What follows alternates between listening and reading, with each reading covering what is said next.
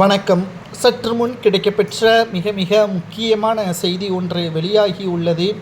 அண்ணா பல்கலைக்கழக மாணவி விவகாரத்தில் திராவிட முன்னேற்றக் கழகத்தின் மிக முக்கியமான நபர்கள் தொடர்புகள் இருப்பதை ஏற்கனவே எடப்பாடி சட்டசபை வரை தெரிவித்திருந்தார். அதற்கடுத்தபடியாகத்தான் நீதிமன்றம் காவல்துறையில் புதிய குழு ஒன்றை அமைத்து விசாரணையை ஏற்படுத்த வேண்டும் என்று கூறியிருந்தது. மூன்றாவது கட்ட விசாரணை தற்பொழுது நடைபெற்று கொண்டிருக்கிறது.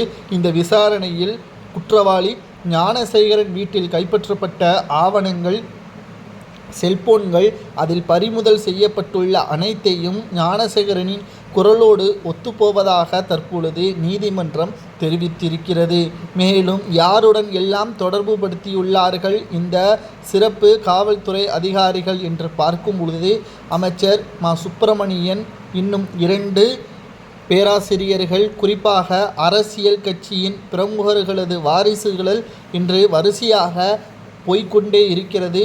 குறிப்பாக சொல்ல வேண்டும் என்றால் தமிழக சட்டசபை சபாநாயகர் அப்பாவு அவர்களது பெயரும் இந்த பட்டியலில் இடம்பெற்றுள்ளது. சமீபத்தில் கூட ஞானசேகரன் எனது தம்பிதான் என்றும் பேசியிருப்பார். அந்த வீடியோ கூட வைரலாக பரவியது.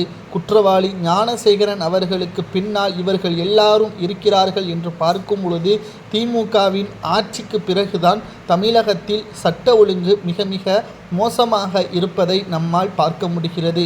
கடந்த ஆண்டு ஒவ்வொரு குற்ற செயலிலும் ஈடுபடக்கூடியவர்கள் திமுகவை சார்ந்தவர்களாகத்தான் இருக்கிறார்கள். ஏன், நேற்று கூட 2 பெண்கள் ஒட்டுமொத்தமாக காவல்துறையில் கண்ணீருடன் வழக்கு பதிவு செய்யக்கூடிய நிலைமைக்கும், ரயில் நிலையத்தில் கர்ப்பிணி பெண் காவல் நிலையத்தில் புகார் அளிக்கக்கூடிய நிலைமையிலும் இருக்கிறது என்றால் தமிழகத்தில் எந்த அளவிற்கு சட்ட ஒழுங்கு இருக்கிறது என்பதை தான் இங்கு நாம் குறிப்பாக பார்க்க வேண்டும். விசாரணையின் முடிவில் அமைச்சர்களிடம் விசாரணை நடத்துவதற்கு நீதிமன்றம் உத்தரவுகளை தர வேண்டும் என்று மனு ஒன்றும் கொடுக்கப்பட்டுள்ளது. இந்த மனு நீதிமன்றம் ஏற்றுக்கொண்டால் திமுகவின் ஆட்சியே கலைக்கக்கூடிய வகையில் அமையும் என்றும் எதிர்பார்க்கப்படுகிறது.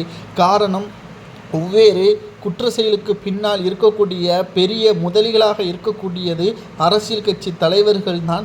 அவர்களை கைது செய்தால் மட்டும்தான் நிச்சயம் இது கைக்குள் கொண்டு வர முடியும், தமிழகத்தை சுத்தப்படுத்த முடியும் என்று 3 பெண் IPS அதிகாரிகள் தெரிவித்திருக்கிறார்கள்.